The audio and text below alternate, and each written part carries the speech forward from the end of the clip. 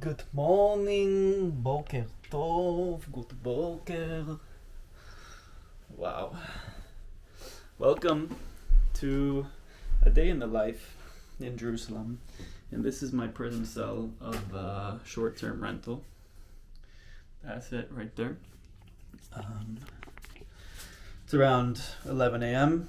Okay, making sure we get the sex appeal portion of the video taken care of. That's how everyone's making money nowadays.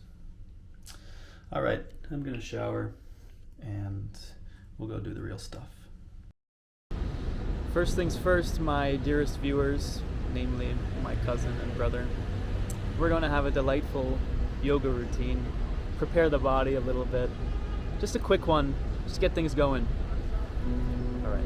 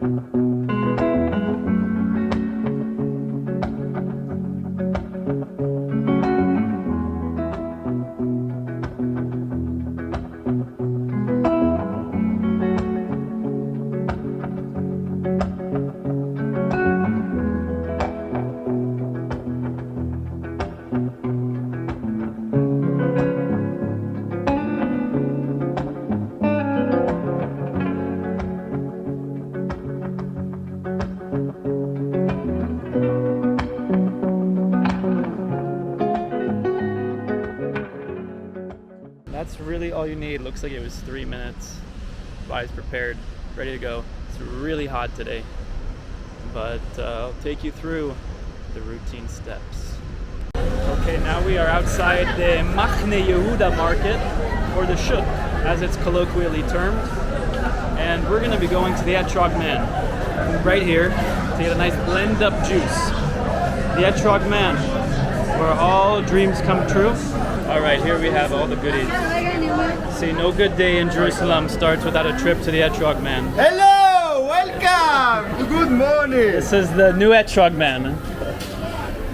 Today, just gonna get the ginger shot. Just the ginger shot. The right way to do it. Don't make a ginger shot simple. It's fresh ginger, lemon, turmeric, cayenne pepper, and full in love inside. Oh wow. I explain them very, very good. Yeah. סמי, בסוף לימון של 7. 10. אני אמרתי לך. מה זה פה? זה טבעי? What's your favorite ingredient in the shot? Inside this shot, what is this? Mine is the pepper. Oh. Pepper brine. You want it, my friend? Yeah.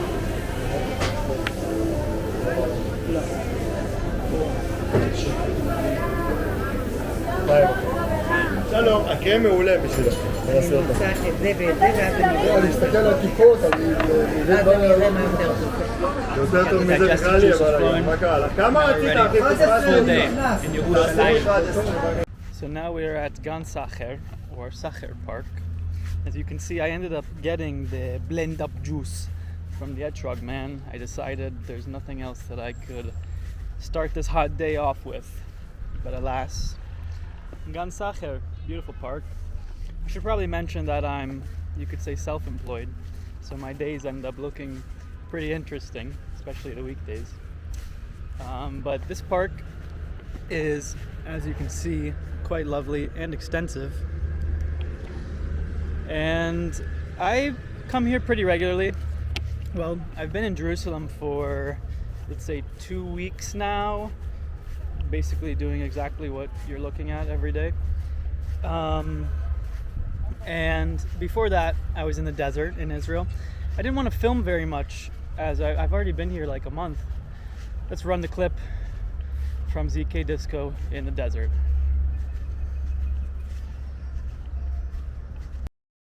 Give me the beat. boys and free my soul. I wanna get lost in your rock and roll and drift away. Give me the beat.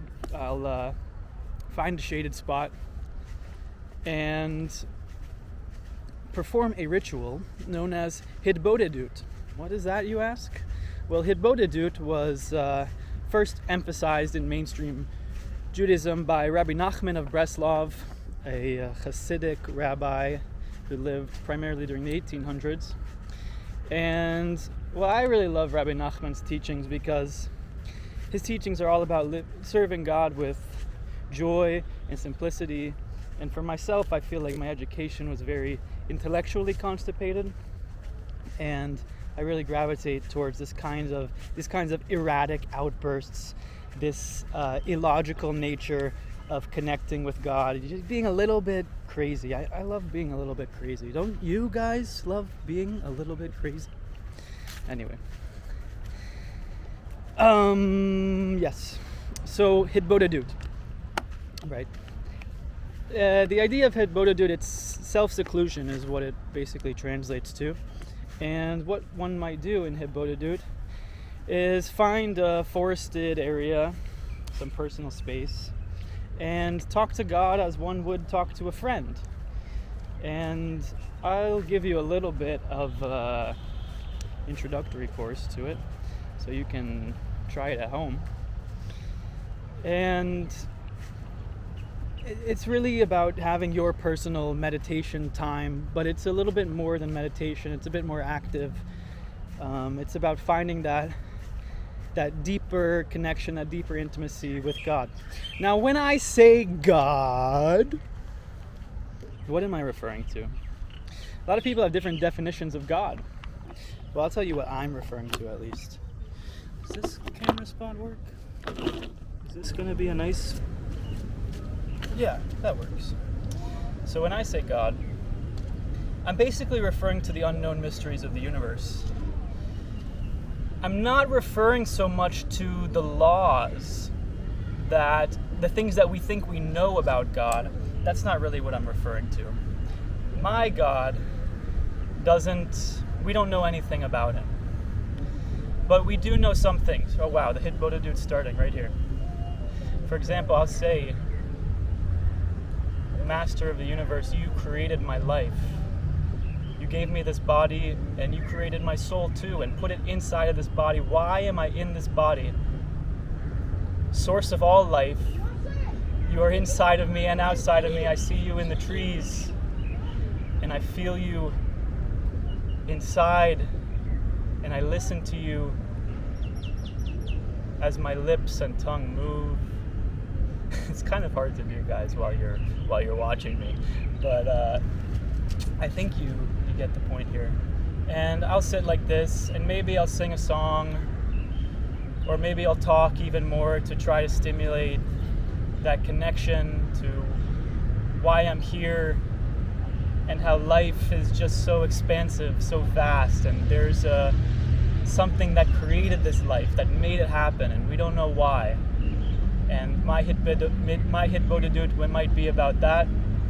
It might be about mundane things that I'm longing for in my life, desires that need addressing, or it might just be closed-eyed meditation, and I'll watch as the thoughts come, and I'll try, I'm not saying I'm always succeeding, to elevate to that point where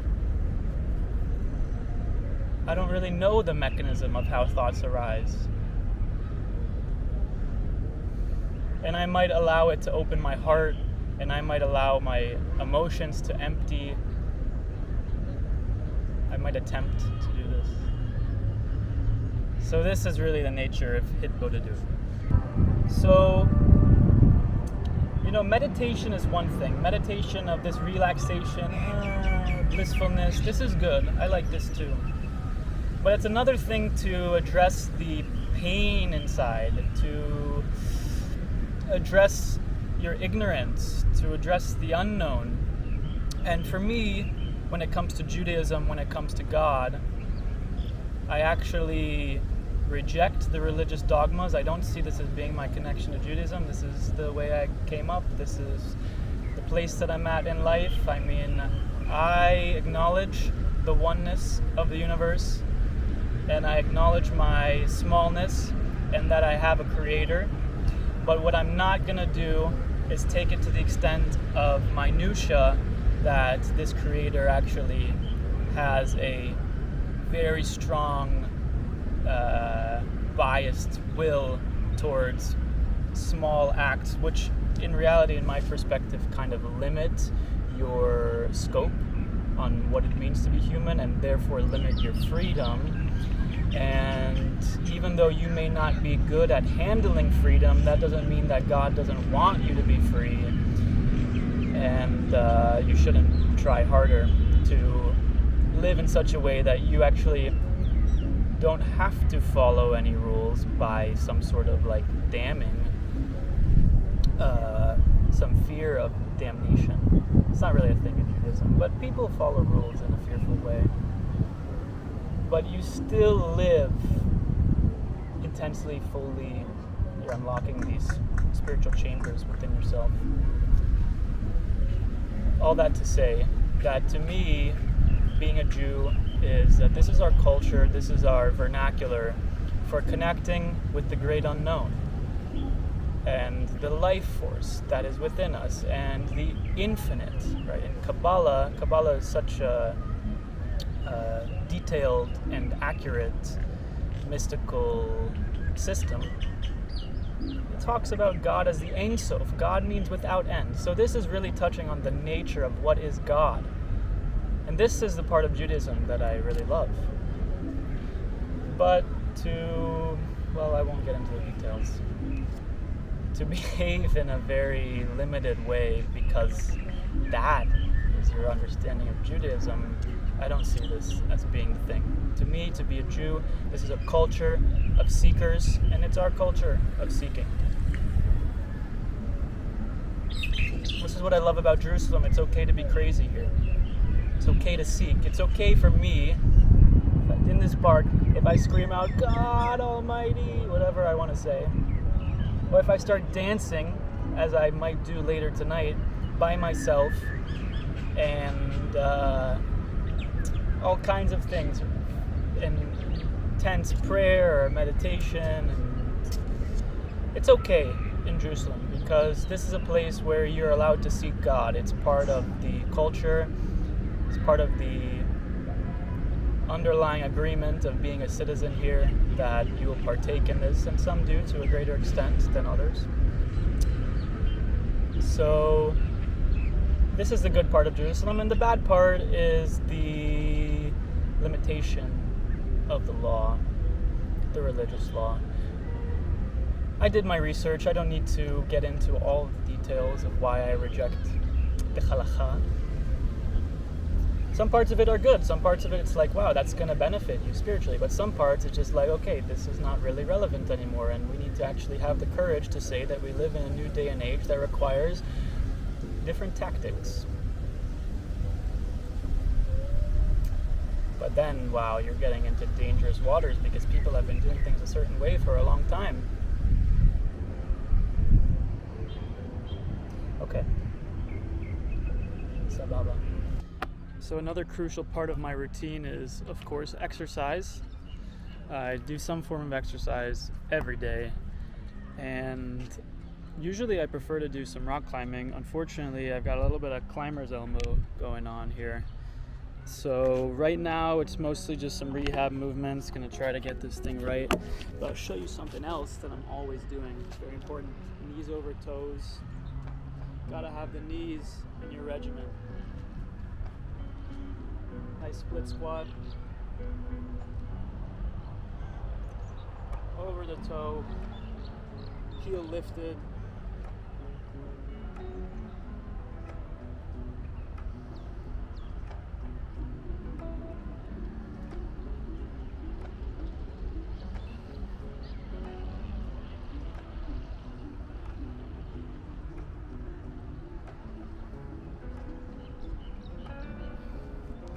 Can't have the knees failing you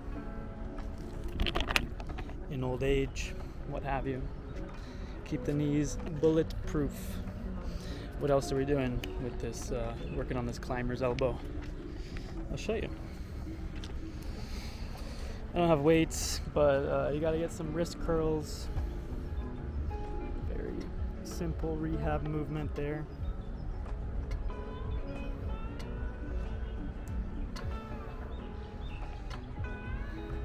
Kind of boring, not very high intensity, and normally I'd be waiting until later in the day to do some exercise, but right now it's convenient.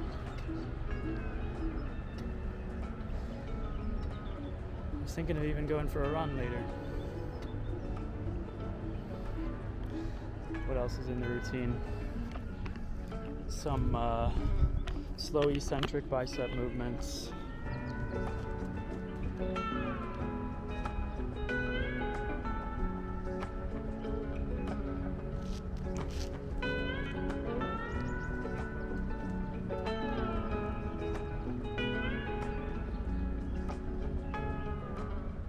A little bit of high tea. Great book here by Yuval Noah Harari. So many poignant points about how to navigate this brave new world. See, when the sun sets and my yarmulke comes on, it's as if I've adopted an alter ego, because this yarmulke here is denotes the Breslov, or followers of Rabbi Nachman sect within Judaism, within Hasidic Judaism. And once you don such a yarmulke, you basically have a green light to act like an idiot. And Rabbi Nachman of Breslov always emphasized serving God with a purity of the heart, with a joy. So before I go deeper into my meditation, into my intimacy, I gotta dance a little bit, because here I am in infinity, don't know which way's up and down. You can either mope about it or you can have a little fun.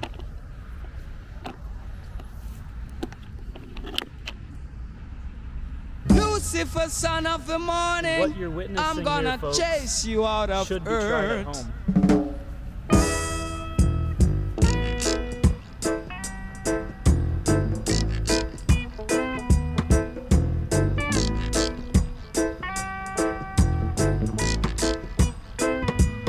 I'm gonna put on an iron shirt and chase Satan out of earth.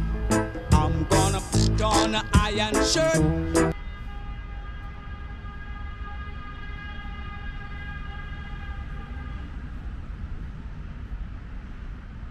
and chase the devil out of earth. I'm gonna send him to outer space to find another race. I'm gonna send him to outer space to find another race.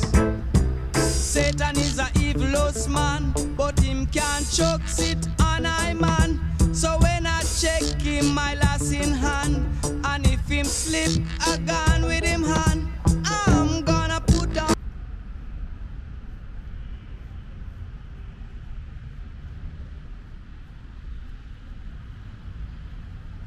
an iron shirt and chase Satan out of earth. I'm gonna put on an iron shirt and chase the devil out of earth. I'm gonna send him to outer space to find another race. I'm gonna send him to outer space to find Come here, baby, I love you so another much. race.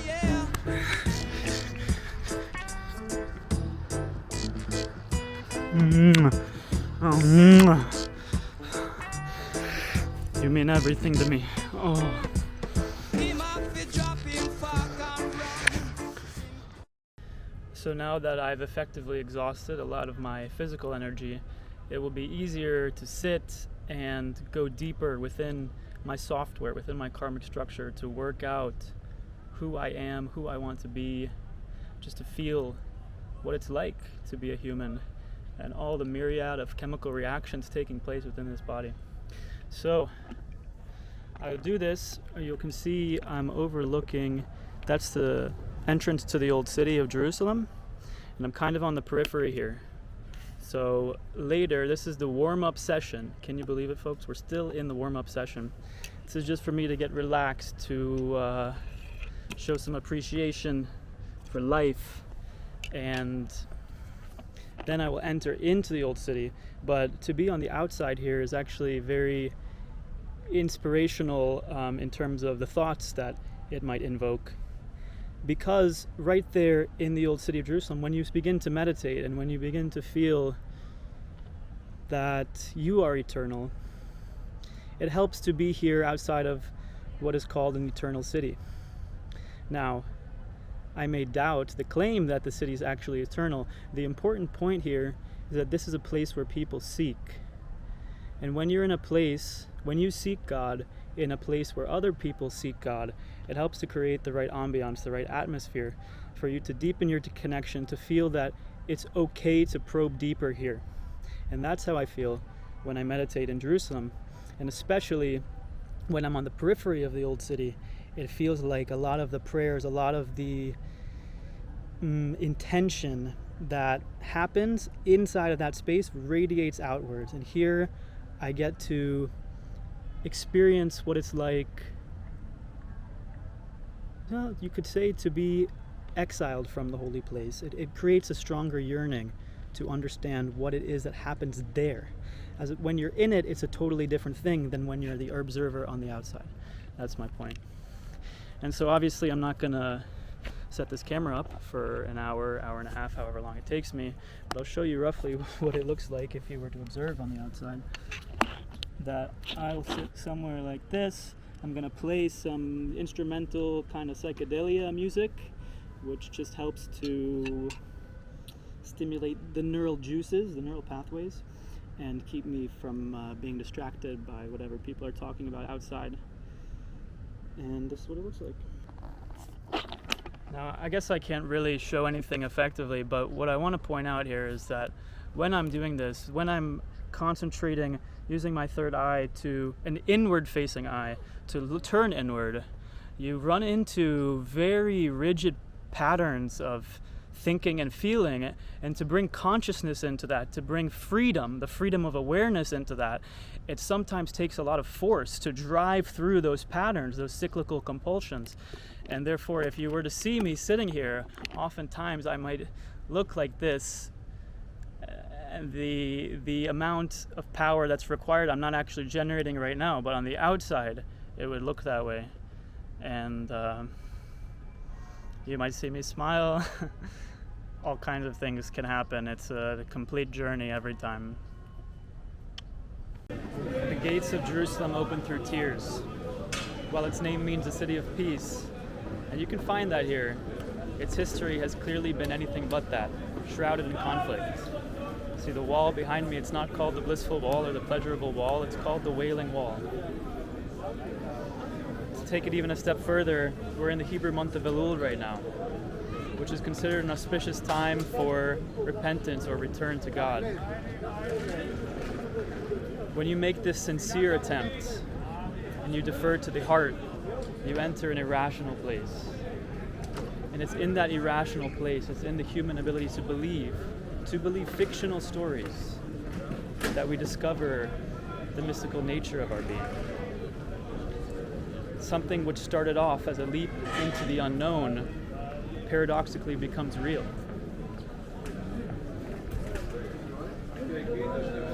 Jerusalem's secrets will open up to you only when you suspend all your logic and you enter that heart space.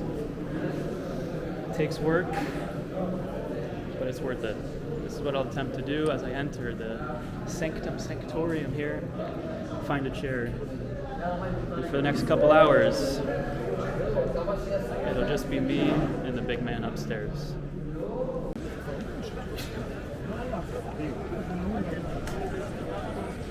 This is what it should look like by the time you finish. So that's it. Leaving the old city now.